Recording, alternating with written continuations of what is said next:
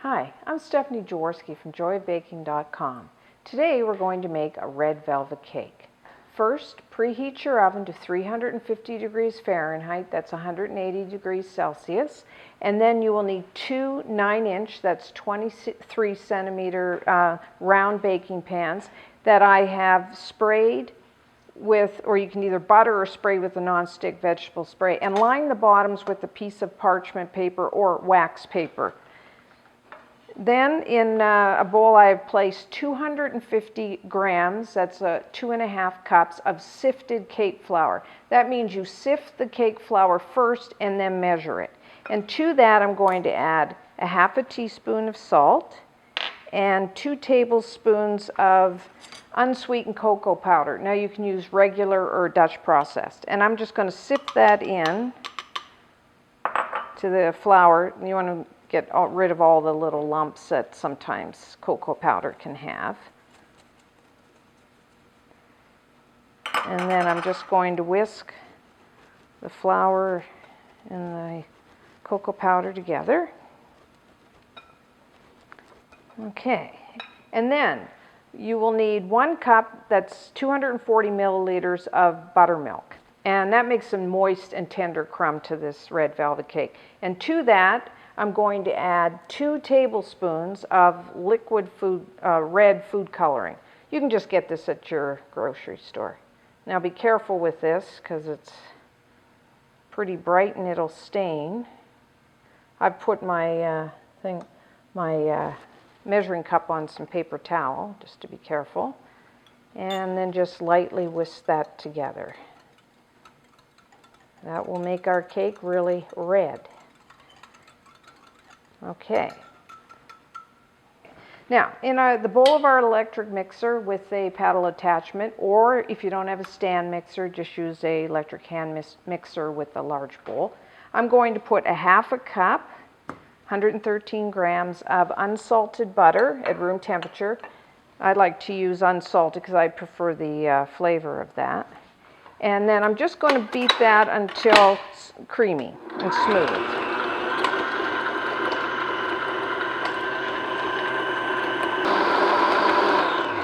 Okay, and then I'm going to add 1.5 cups, that's 300 grams of granulated white sugar to that. And I'm going to beat it until it's nice, creamy, and smooth. Maybe 2-3 minutes at medium, high speed. I want to get some air in the batter, so some nice air pockets.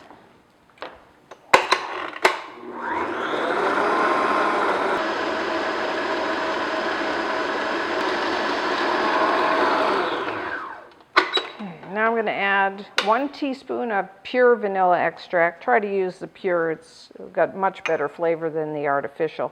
And I'm going to add 2 eggs, 1 at a time.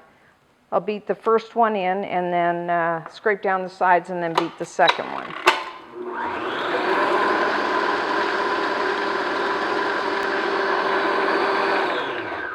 Okay. Scrape down the sides and then add that second egg. Just beat that until it's incorporated.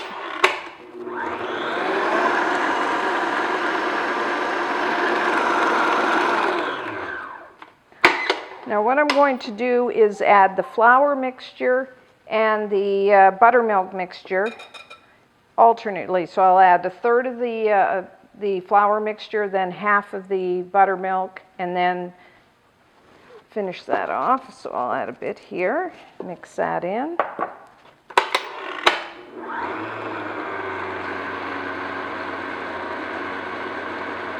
Then I'll add about half of the buttermilk. Careful with this because of that red. You don't want this splattering up on you. And then I'll add a little, half of this.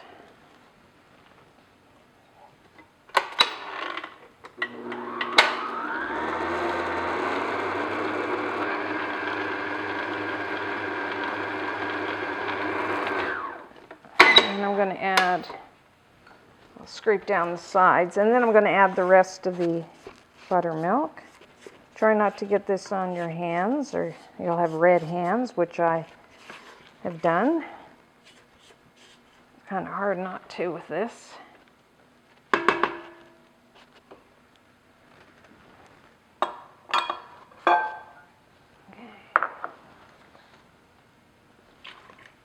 Suggest wearing an apron when you make this cake.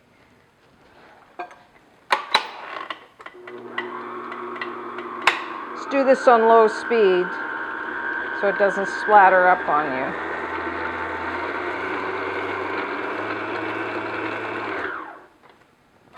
And then I'm going to add the rest of the flour.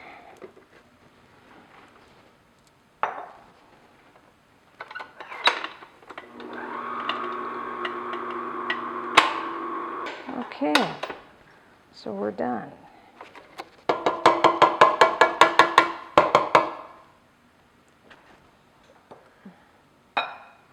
You can see I've got that on my hands. Try not to do what I've done.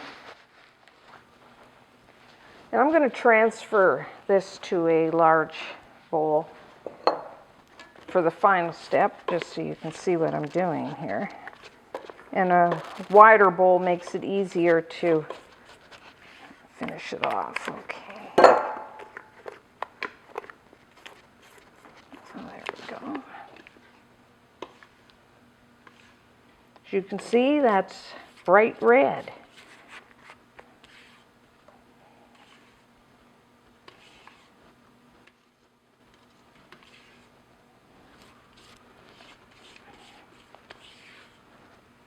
This is perfect for Christmas or Valentine's Day when you want a red cake.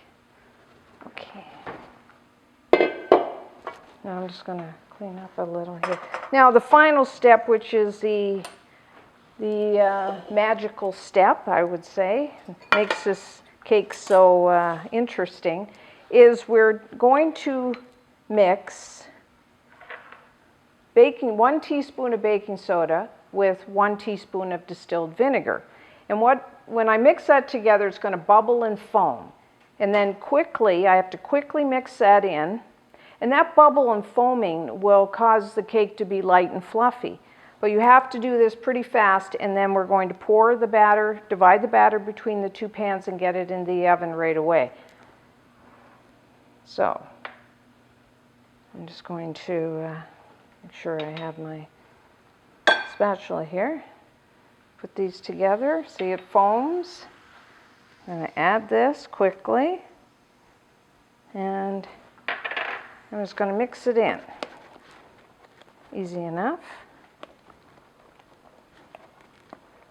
And then just divide as best as you can between the 2 pans.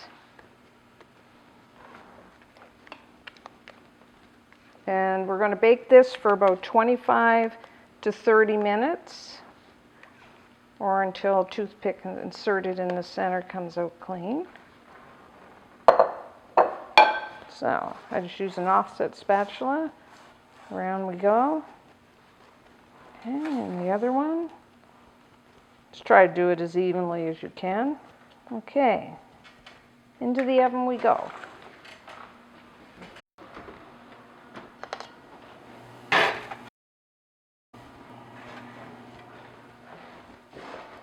Our red velvet cakes are now done. As you can see, when I touch them, they're firm. They're starting to pull away from the sides of the cake pan, which is good. Now let them cool like this for about 10 minutes, and then take a wire rack, put it over top of the cake, flip it, take the pan off, and peel the parchment paper off, and then reflip them so that the top of the cake is facing up. Then let them cool completely to room temperature.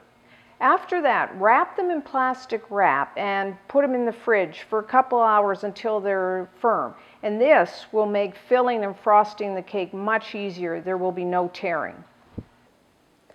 We're now going to make the cream cheese frosting. I chilled the red velvet cake layers for about 4 hours. You could even let them chill in the refrigerator overnight, or if you'd like, you can freeze the layers for a couple weeks. And then what I did is I cut each layer in half. I like to use this large knife. It makes a quick work of doing that. So now we're going to start on the frosting. 8 ounces of cream cheese, that's 227 grams, at room temperature. Put that in. If you don't have a stand mixer like this with the paddle attachment, then just use an electric hand mixer, that's fine. And then we're going to use 8 ounces, 227 grams of mascarpone cheese. Now this is an Italian cheese, and it's really buttery rich with a velvety texture, and it really adds a lot to this frosting. But if you can't find it, normally you can find it in the deli section of most grocery stores, but if you can't, then just use another 8 ounces of regular cream cheese. That'll be fine. So have that at room temperature as well. And then we're just going to beat those until smooth.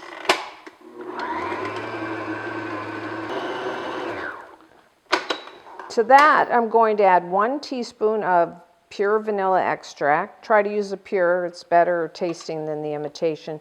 And 1 cup, that's about 115 grams of confectioner sugar. You may know it as powdered or icing sugar. And I sift this because usually this kind of sugar has lots of lumps. So if you sift it, cure that problem.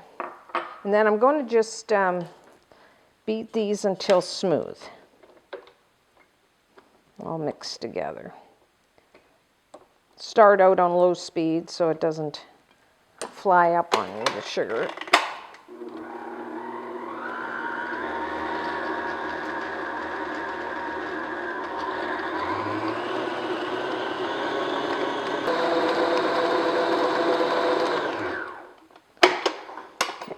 Scrape this down.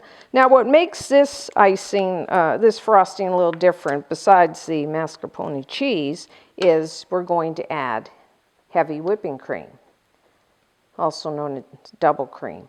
And it gives it a really nice texture and flavor. So I'm going to switch over to the whisk attachment to beat in the whipping cream. Have your whipping cream cold in the fridge, and then I'm just going to gradually beat in the whipping cream until it's a nice spreading consistency.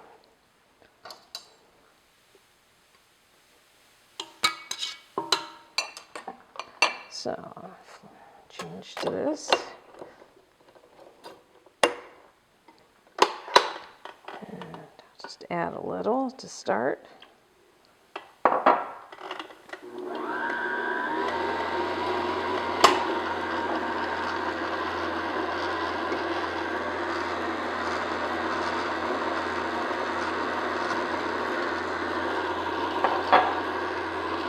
And then gradually increase the speed.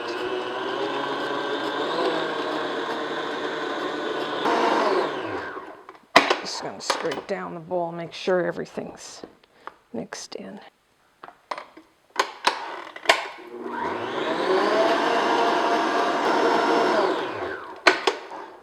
Okay.